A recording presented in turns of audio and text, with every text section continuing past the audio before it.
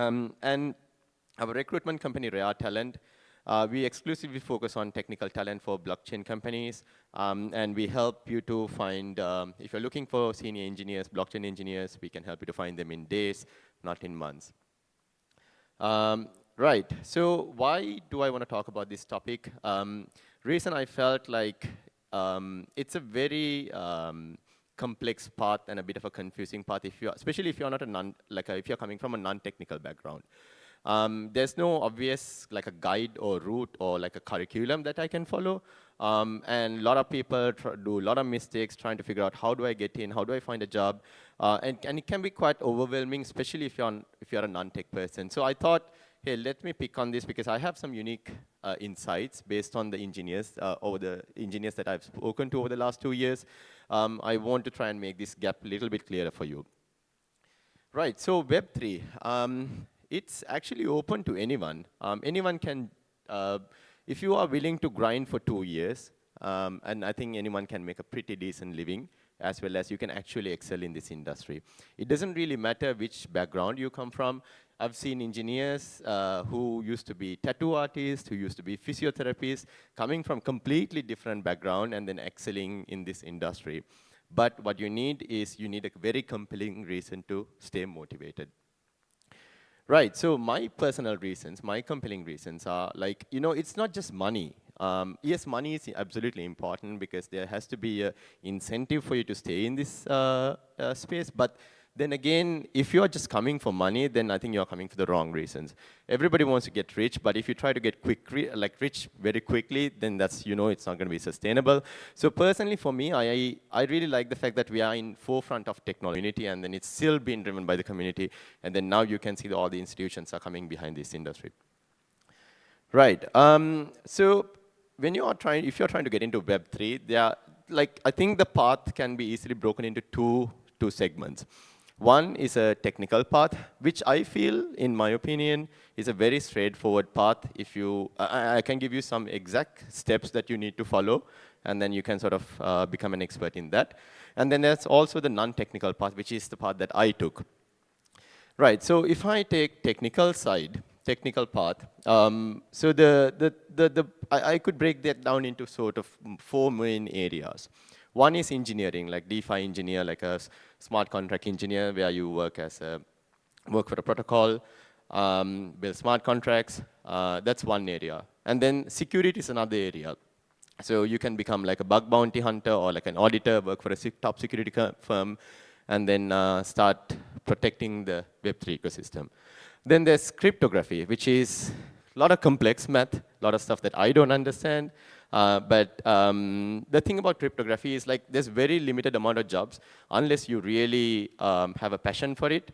I think it will be a little bit difficult to find jobs, but then again, there are few opportunities. And then there's this opportunity called, like the role called DevRel, developer relations, kind of working in between the developer engineering community as well as the users, trying to sort of bridge the ecosystems.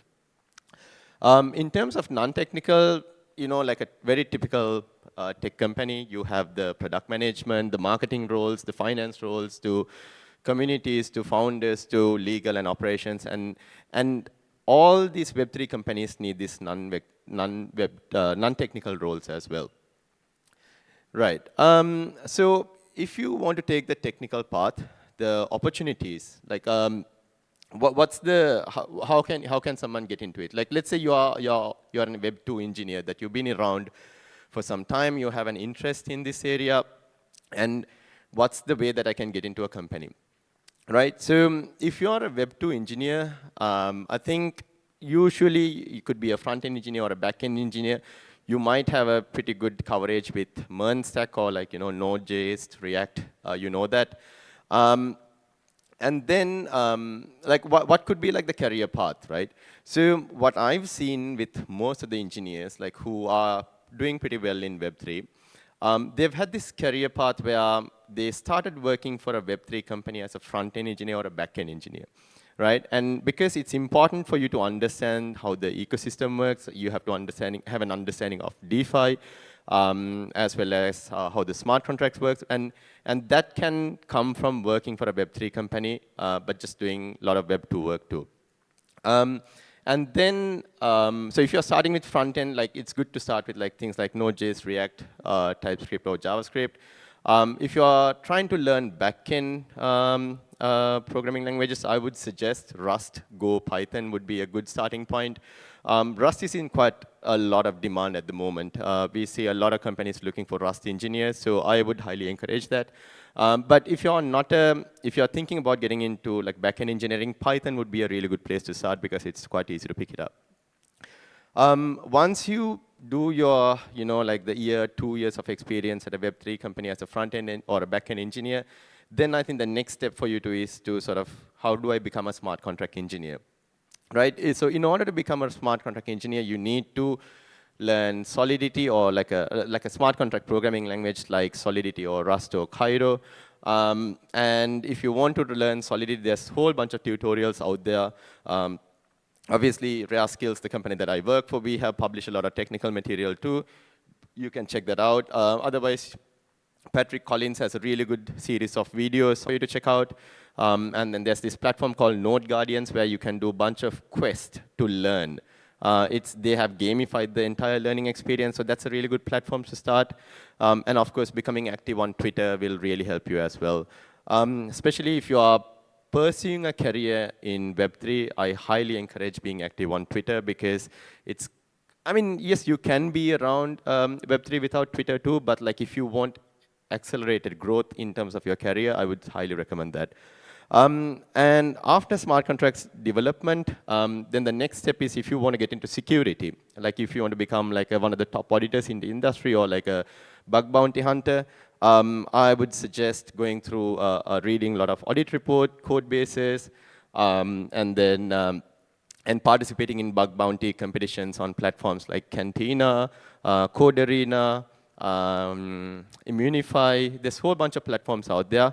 And these are some of the places where you can start. And there's no better way to start than actually doing themselves. So if you want to go down the path of security, I highly encourage you to sort of check out these platforms too. And I've known, like, in fact, like I spoke to a security smart contract, like a independent security researcher or a bug bounty hunter last week. And the guy used to be a captain of a commercial ship 2 years ago. And now he's in the top 100 auditors of Code Arena, which is like one of the biggest auditing platforms. So, what I'm trying to say is, like, if you have the passion and then if you're willing to grind, it's very easy to become an expert in this industry in a very short period of time. Right, so how do you, so there's this situation of, okay, if I don't have experience, how can I get a job, right? Or if and I can't get a job without experience, right? So how do you hack this in terms of experience? One thing you could do is open source contributions. If you are very early into your career and then you still don't know where to figure out, doing open source contribution is one way to start building your profile. And I could recommend, I mean, we don't have any partnership with these companies, this platform called onlydust.xyz. I got to know them about a month ago. And what they do is they have gone into all these foundations like Stellar Foundation, Starknet Foundation, Ethereum Foundation, and then they are currently working with them. And you can go to OnlyDust, and then through their platform, you can start contributing to all these projects listed on this platform. So, for an example, Starknet Starknet Foundation is working with these guys, and then about 200 projects on Starknet ecosystem are working on this platform, and you can go and directly contribute to these projects as an open source contributor. And when you do this, what happens is you start building your profile, you start getting noticed, and then you can you start probably getting opportunities through these projects. And then the second thing I always, like I told earlier as well, like becoming very active on Twitter, right? Every legit person that I know in Web3 are on Twitter, right? So start getting active on Twitter, start building your profile. And it's completely normal to be super anonymous on Twitter and then just talk about Web3, and that's fine. A lot of the times that, you know, when we want to start building a social profile, people think, oh, I have to reveal my personal information. No, you don't have to, right? On Twitter, in Web3, that's the beauty of it, because you don't really have to reveal your identity or even talk about your personal life. You can just talk about completely about your work and then become a really good engineer and then start building a social profile there. Then the third option is hackathons. There's a lot of hackathons out there. Every week there's an hackathon from some foundation.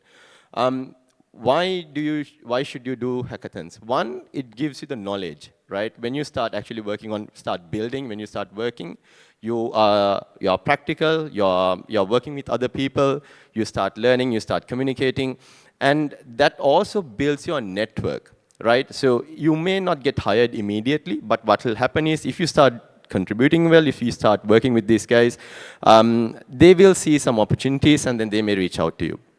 So these three things, if you want to hack the experience and then sort of get a role, find a role, I would highly encourage you to do these three things. Right, so what are if you are like coming from a non-technical background, like what are your opportunities? So I think what's important to understand is like, it doesn't really matter which background you come from, as long as you have some experience and then you have the commitment or like the discipline to learn about it, then you can. So for an example, like I come from a very product background or like a earlier marketing background. But currently what I do at Rare Skills is operations, and then I also work as a technical recruiter, right? So there were certain insights that I brought from my previous jobs that helps me to become a recruiter, which I never thought I will be. So same way, like if you're coming from like legal background, there's like crypto regulations, there's governance that you can get into.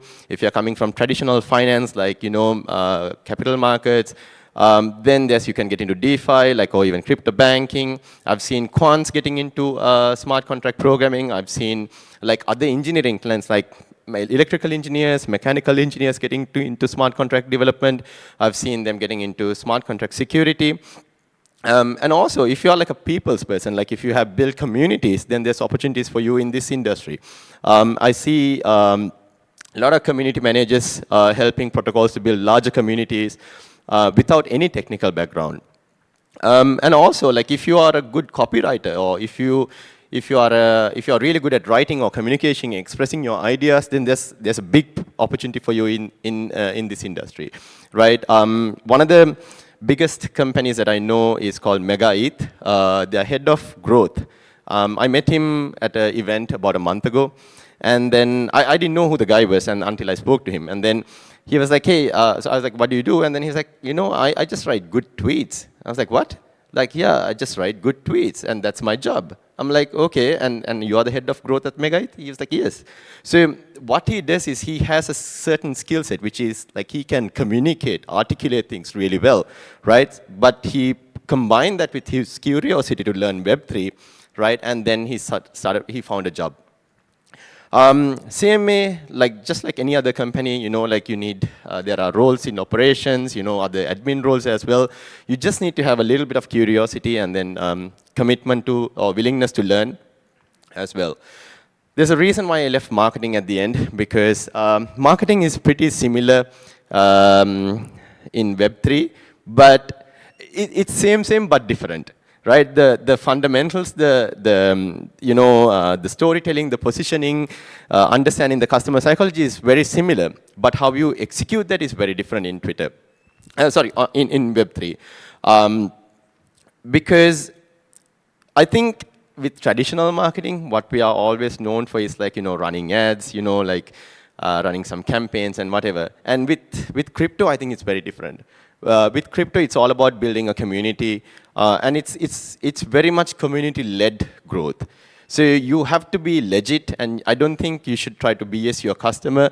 And every time you try to BS your customer, you see like a lot of rug pulls happening. And people in crypto really understand whenever someone try to do a rug pull.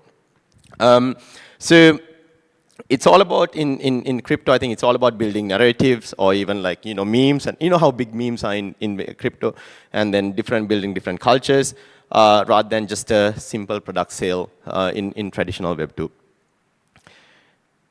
Right. So if you know all this, okay, how can you figure out where to start?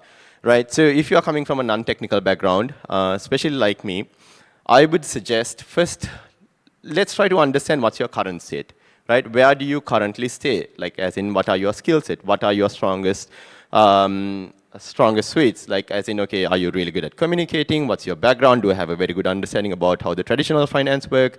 Or maybe you come from an engineering background. Just list it down. List down everything that you're good at. It can be technical, it can be non-technical, it doesn't matter. It can be your passion. Just list it down. Then you know where you currently stay, right? Then what you can do is you can go to some of the job platforms. Like there are specific platforms for Web3 jobs.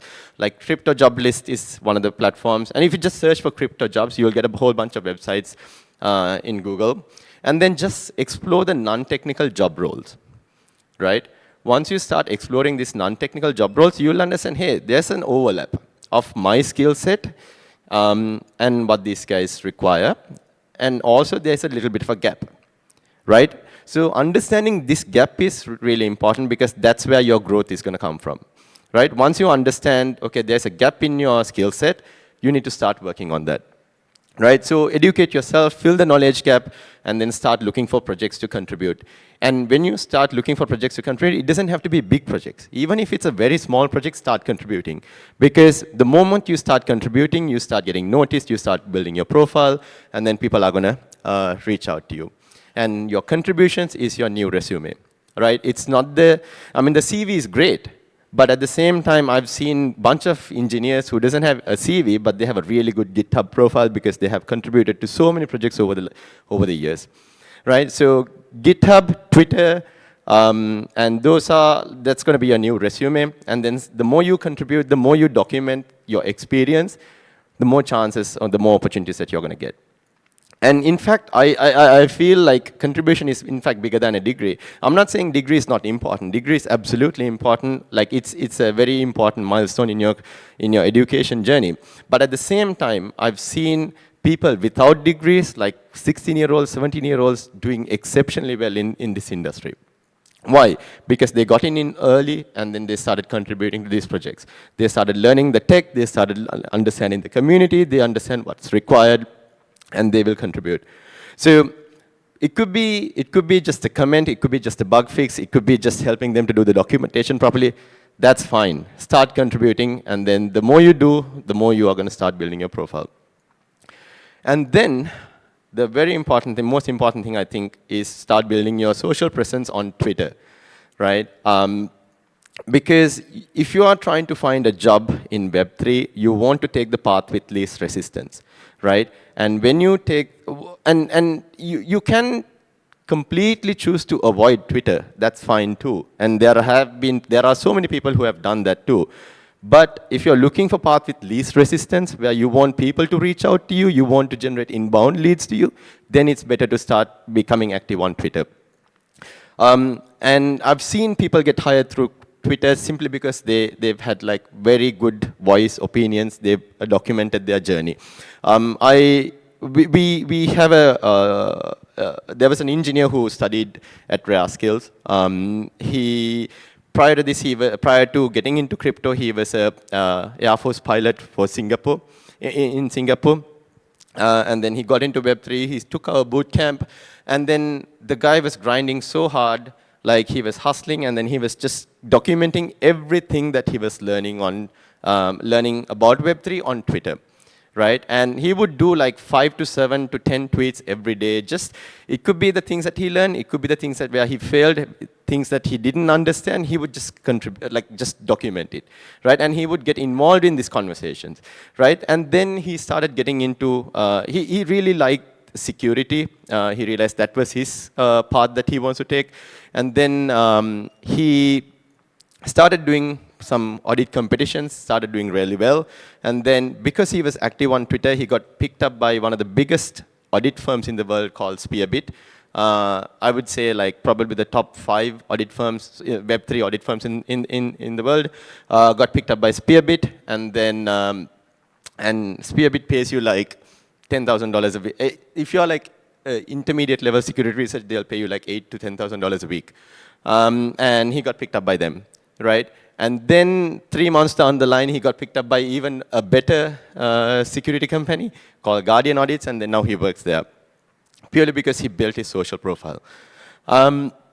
And also, like, sometimes, okay, I think one of the questions that people might have is like, okay, I'm new to crypto. I don't know what to talk about. I don't know what to document.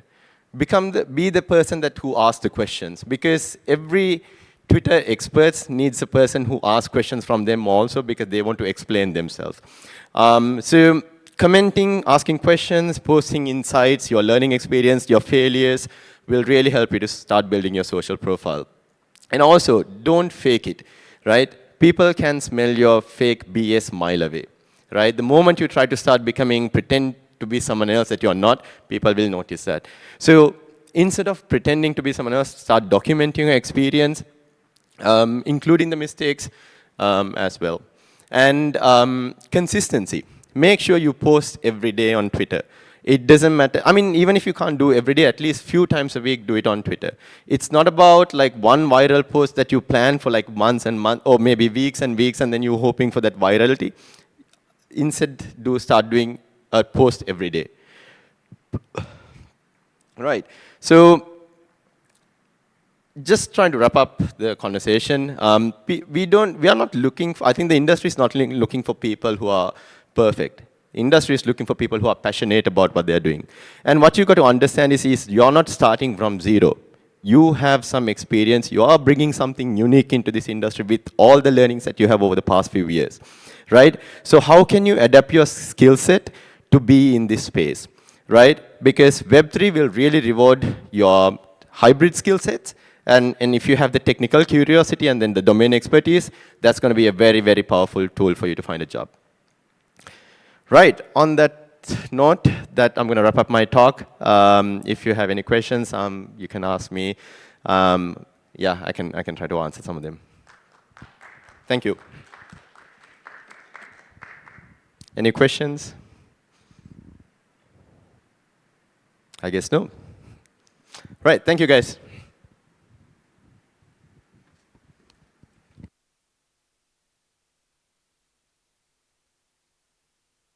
To do this first 3 minutes again so that all right, okay, let's try and do this.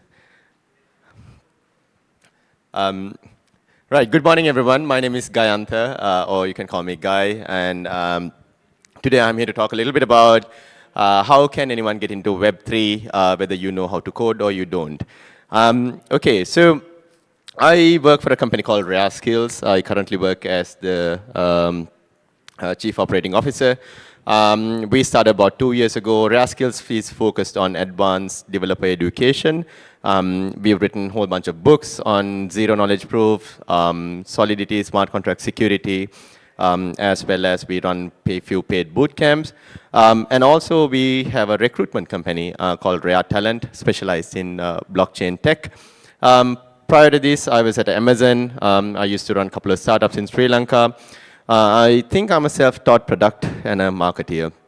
Over the last 2.5 years, I've interviewed over 400 engineers to help them to get into, to become experts in Web3 or even helping them to find jobs. Other than that, I also run the largest entrepreneur community in Sri Lanka called Spike Sri Lanka. We've been running for the last 11 years, and then we've hosted over 90 meetups. And if you want to stay in touch with me, that's my Twitter handle. Right, so what does Rare Skills do? Apart from the education, we also work with L1s and L2s on doing a lot of technical content for them. And then we help companies, our recruitment company helps top Web3 companies to find engineers in days, not in months. Right, so I wanted to talk about this topic because I felt especially if you're coming from non-technical background, this path can be a little bit confusing and complex. There's no obvious sort of a guide or like a structured path that you can follow. So, and it can be quite overwhelming for someone who's fairly new. And my goal is to make your path a little bit clearer and then help you to figure out how you to navigate in this ecosystem. Right. Web3 is open for everyone. Anyone can join this industry. I've seen people with different backgrounds, people who are captains of commercial ships, people who've been tattoo artists, people who've been in the medical industry, like physiotherapists or medical students getting into this industry. However, you need to have a compelling reason to get into this industry. And I don't think it should be just money. We good? Okay? Thank you.